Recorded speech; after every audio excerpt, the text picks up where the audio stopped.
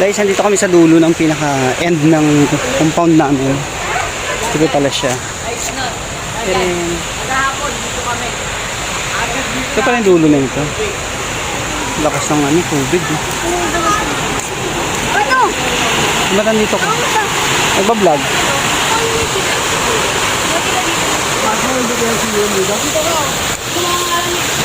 Malinis ba yan? Traulo ka, nag-ano-ano ka dyan. Ang tapon nito, saan ang tapon nito? Ha? Pero lakas ng tubig, no? Ito kami sa sa underground river. Malakas siya, oh. Mahulog yung cellphone mo dyan.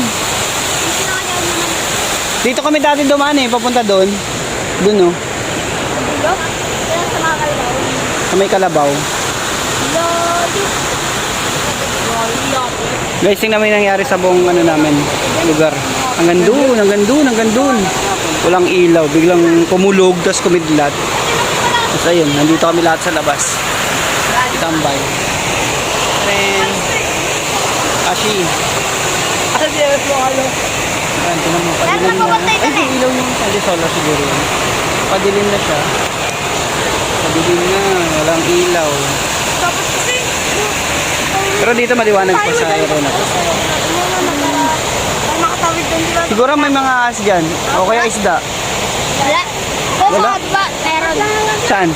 Marumi yan Meron isda dyan. Madumi? Madumi nga. Parang pag nalaglag ko dyan, makakagalis ka Sino to? Huwag kang apak na apak dyan, marumi yan Magkagalis ka dyan lalo. Ito sa pamangking ko